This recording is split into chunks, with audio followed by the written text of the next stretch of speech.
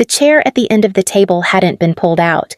We noticed that first, not because it was dramatic, but because everything else had already been arranged. Glasses aligned, menus closed, conversation mid-flow, the kind of order that assumes one less person without saying it out loud. Aria Monroe was expected that night.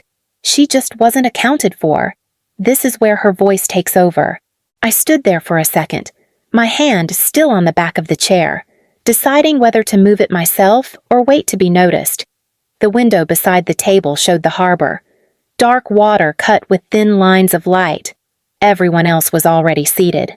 My father looked up and smiled, the version of it he used in public places. "Aria," he said, "you made it." I said I would. I answered, easing the chair back. My mother leaned in and kissed my cheek. "We weren't sure how long it would take you. This part of the city can be tricky." I took the train. I said, "It stops 2 blocks away." Marcus laughed, casual, like the evening was exactly on schedule. "Of course you did." Naomi turned toward me. "I'm Naomi." "Aria," I said. "Nice to finally meet you," before she could reply. My father lifted his glass slightly. Aria's been doing her own thing lately. Very independent. Independent. He always used that word when he didn't want to explain further. The waiter stepped in to pour water. My glass filled last. "We ordered already," my mother said, folding her menu. "You don't mind steak, do you?" "I don't mind," I said. Marcus leaned back in his chair. She's still figuring out her direction. I felt my jaw tighten, familiar and automatic. "I like my work," I said. "It suits me." Naomi opened her mouth, curious, and my father turned to her instead, already shifting the conversation. From where we were listening, it wasn't what they said. It was how easily the space moved on. Dinner continued as if nothing had been interrupted. I sat there, hands folded, realizing this wasn't about catching up. It was about staying manageable. If any part of this feels familiar, you'll understand why she remembers it so clearly. The harbor lights flickered. I stayed quiet, because at that moment, I still believed silence would keep the peace. The waiter set bread on the table, warm, torn unevenly. My father thanked him with the same tone he used for assistance he didn't plan to remember. Butter followed. Everything moved smoothly, practiced. "So," my mother said, turning to Naomi, "Marcus tells us your firm just opened a new office." Naomi nodded. Boston felt overdue. Marcus leaned in, eager. I told her this city knows how to build things that last. My father smiled at that. Approving. Stability matters. I tore a piece of bread, felt the heat on my fingers. "Depends what you're building," I offered. Marcus chuckled. Always the contrarian. I wasn't disagreeing. My mother touched my wrist, light but firm. "Honey, let them talk shop. It can get technical." Naomi glanced at me. "I don't mind technical." Before I could respond, my father jumped in. "Aria's work is very specialized, more behind the scenes, operations." Marcus added, "Not exactly scalable." I looked at him. "That's not." My father raised his hand, already moving on. "She likes keeping busy. We've always encouraged her to explore." Encouraged. Another word that sounded generous until you sat inside it. The steaks arrived. Mine was placed a little too far to the left. I slid the plate closer. Naomi cut into hers. "What space are you in logistics?" I said, "Infrastructure." Marcus laughed again, softer this time. "See, hard to explain." My fork paused. "It's not hard. It's just not flashy." The table went quiet for a beat. My mother smiled. "Quick. Aria's always been practical. We just worry she limits herself." From where we were listening, the pause didn't feel awkward. It felt intentional, like a door closing without a sound. Naomi nodded slowly. "There's value in that." My father cleared his throat. "Value shows eventually." I swallowed. The meat suddenly dry. "It already does."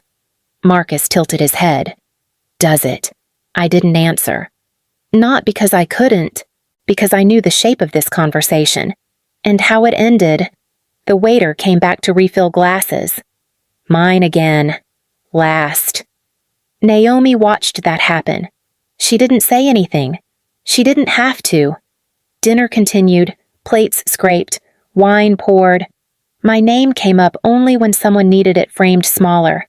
I sat there, steady, reminding myself why I'd come, not to convince them, just to stay present. And for a moment, that felt like enough. The plates were cleared, replaced with smaller ones and a bowl of something green that no one touched. My father leaned back, comfortable now, like the room had settled into its proper shape. Naomi dabbed her mouth with her napkin. Marcus mentioned you've been busy with internal strategy. Marcus nodded. It's about alignment, making sure leadership speaks with one voice. One voice, I repeated, mostly to myself. My mother smiled at Naomi. That's what he's always been good at. Seeing the big picture? Naomi turned toward me again. And you, Aria. What does a normal week look like for you? I took a breath.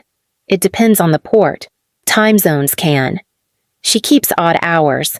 My father cut in, waving a hand. Always has. I keep necessary hours. I said, there's a difference. Marcus tilted his glass. See independent. The word landed again. Smaller this time. Sharper. Naomi's eyes flicked between us. Independence can be useful. Sure, my mother said quickly. As long as it leads somewhere stable. I set my fork down. It does. My father leaned forward, voice lowering in that careful way. We just want you to be realistic. This city is expensive. Long-term plans matter. I have long-term plans. Marcus laughed under his breath. Do you? The waiter appeared with the dessert menus. My father ordered for the table without looking up. From where we were listening, it felt like watching a conversation tilt. Not loudly. Just enough that one person had to lean to stay upright. Naomi closed her menu.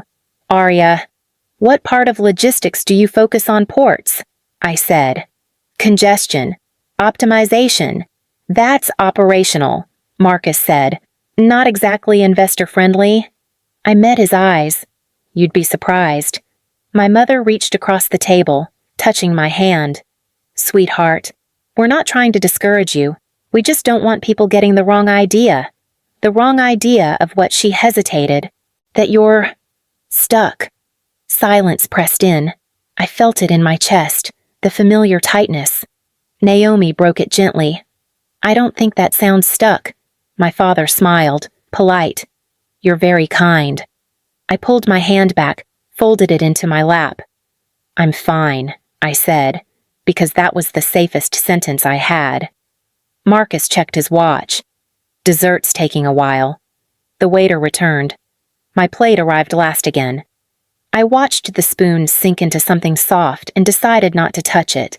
For the rest of the course, they spoke around me, not to me. I listened, nodded when needed, stayed present. It wasn't new, just clearer. And clarity has a way of settling in quietly. The room loosened after dessert, like everyone had decided the hard part was over. My father's shoulders dropped. Marcus leaned back, one ankle resting on his knee. Naomi glanced at her phone, then set it face down. The waiter returned with the folder. Dark leather, placed gently at the center of the table. My father reached for it without pause. I've got this. My mother smiled, relieved. Of course. He opened it, scanned the total, then slid his card inside. Black. Clean edges. He looked up at me, the smile changing just enough. Don't worry about tonight, he said. Focus on getting stable first. The sentence settled between us. I'm stable, I replied, keeping my voice even. He nodded, like he'd heard something else. Long term. That's what I mean. Marcus added, light. No pressure. Everyone moves at their own pace. My fingers pressed into my napkin. I folded it once, then again. Naomi's eyes moved from my father to me. She didn't interrupt. The waiter took the folder and disappeared. Glasses were nearly empty now. My mother reached for her purse, then stopped herself, remembering she didn't need it. From where we were listening, this was the moment people often miss. Not loud, not dramatic, just a line drawn without ceremony. "I can cover my share," I said. My father shook his head gently. "No need. It's not charity." I said, "It's dinner." Marcus laughed. "Quick, relax. It's a celebration." I let the breath out slowly, then let it be one. Silence crept in, thin but noticeable. My mother shifted in her seat. Naomi straightened her napkin, then set it aside. The waiter returned with the receipt. My father signed without looking, slid the folder back. Ready to head out, he asked, already standing. I nodded, pushed my chair in. The floor felt cold through my shoes. Naomi lingered a second. "It was nice meeting you." "Aria, you too," I said and meant it. We filed out together. Conversation restarting around weekend plans. Traffic. Nothing important. I walked with them, listening, feeling the weight of what hadn't been said. Outside, the harbor air hit my face. I breathed it in. Steady. Some things don't break. They settle. The ride home was quiet. Not awkward. Just finished. I watched the harbor fade in the side mirror and waited for the familiar drop in my chest to pass. It didn't. It settled instead, heavier, like something had finally found its place. This wasn't new. Dinner had only given it a clean edge. A week earlier, I'd seen the photos from the Monroe Foundation event on social media. White tents, string lights. My parents smiling next to donors whose names were printed on buildings. Marcus in a tailored suit, arm around someone I didn't recognize. I called my mother the next morning. "Oh," she said lightly. "We didn't want to overwhelm you." With what? It was very press-heavy. A lot of questions. We didn't think it would be comfortable. I'm comfortable answering questions. A pause. "You know what I mean." I did. Another time, Marcus stopped by my apartment unannounced, looked around, taking in the server rack, the mess of cables. "You should really update your profile," he said, already pulling up my LinkedIn. "This makes it sound vague. It's accurate." He smiled like he was doing me a favor. People don't read accurate. They read impressive. At dinner, when my mother said they didn't want people getting the wrong idea, I heard all of that at once. The events, the edits, the quiet removals.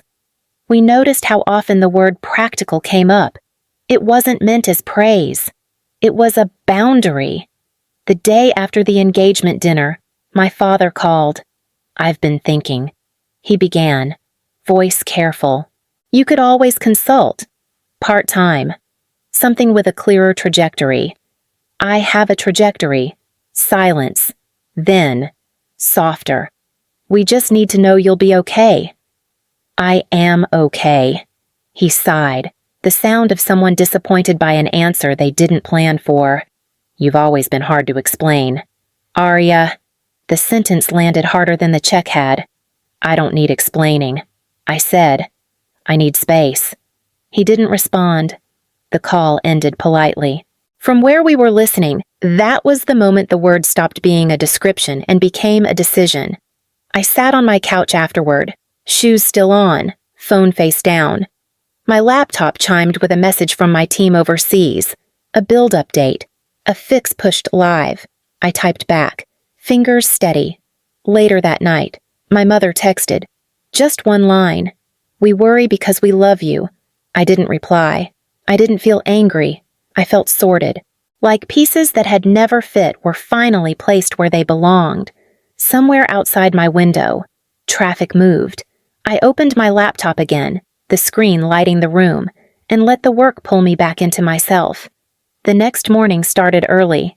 Not dramatic, just quiet and necessary. My phone buzzed before sunrise. A message from Leo in Rotterdam. Pilot's live. Throughput's holding. Good. I typed back. Keep me posted. Coffee. Laptop. The same rhythm I'd kept for years. The difference was I wasn't carrying dinner with me anymore. Mid-morning, a call came in from Sophia. Her voice crackled. The line thin. Port Authority wants an update by end of day. They'll have it. I said, send them the revised model. A pause. You sound lighter. I am. She laughed, quick. Good. We're moving fast. We were. Faster than most people realized. Portline didn't look impressive from the outside. No glossy site, no press. Just contracts, pilots, and systems that worked when things jammed up. Congestion went down. Schedules held. That was the pitch. At noon, my calendar reminded me about the board call. I joined. Camera off. Faces filled the screen. Different cities. Different time zones. Series B's cleared. Mark said, 42 million committed. Legal's finishing the last pass. Valuation holds? I asked. 165 post. He replied, clean. I nodded. Good. We talked details. Staffing. Timelines. Risks. No one raised their voice.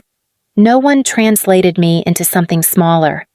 After the call, I sat back and let the silence stretch. My phone buzzed again.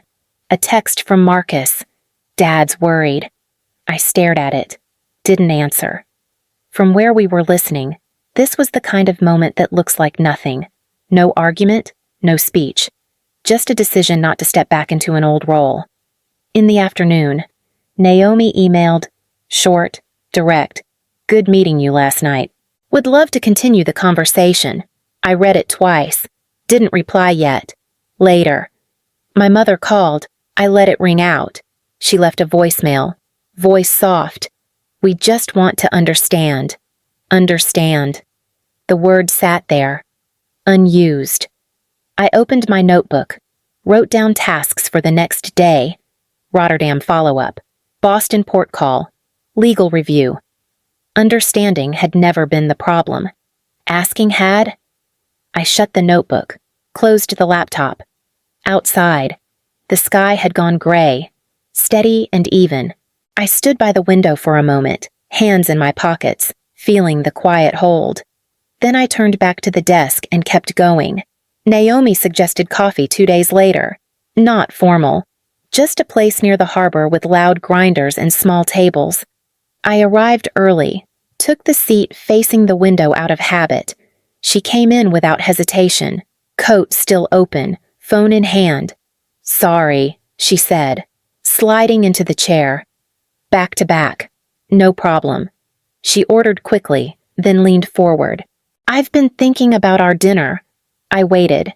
You mentioned Rotterdam. She continued. Port congestion modeling. That caught my attention. It tends to, I said, if you're listening for it.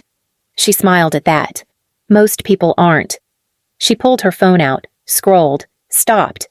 When you said optimization, I assumed scheduling, but ports are messier. They are. I said, that's why most software avoids them. And you didn't. No. She nodded slowly. Marcus talks a lot about vision, but vision usually comes without friction. I didn't respond.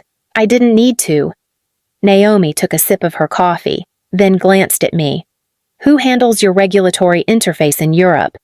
We do, directly. That's unusual. It's slower. I said, but it sticks. She went quiet, eyes narrowing slightly. Not suspicious. Focused. Rotterdam pilot, she said. How many terminals? 3, and throughput up enough that no one wants to put a number on it yet. She laughed under her breath. That's usually a good sign. Her phone buzzed. She looked down, frowned, then turned the screen toward herself. Scrolled again. Her posture shifted. What is it I asked? She hesitated, then turned the screen so I could see part of an email thread. An internal memo, she said. From my firm. I didn't lean in. Okay. She read aloud, quietly. We've confirmed controlling founder identity.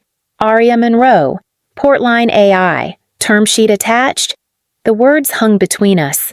From where we were listening, this was the moment the room from dinner finally caught up to itself. Naomi exhaled.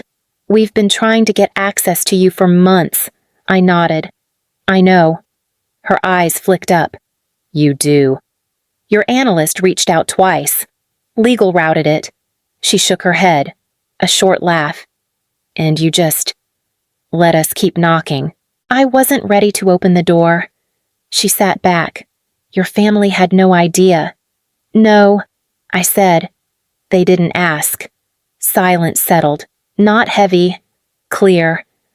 Naomi glanced at the window, then back at me.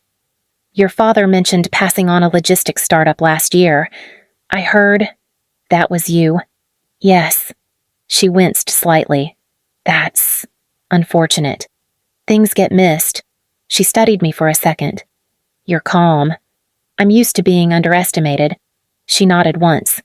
We can change that. I held up a hand. Not yet. She paused. Not here. Not like this. She considered that, then smiled. Fair. The barista called out our names. Naomi stood, grabbed the cups, handed one to me. I'm glad we talked. She said, So am I.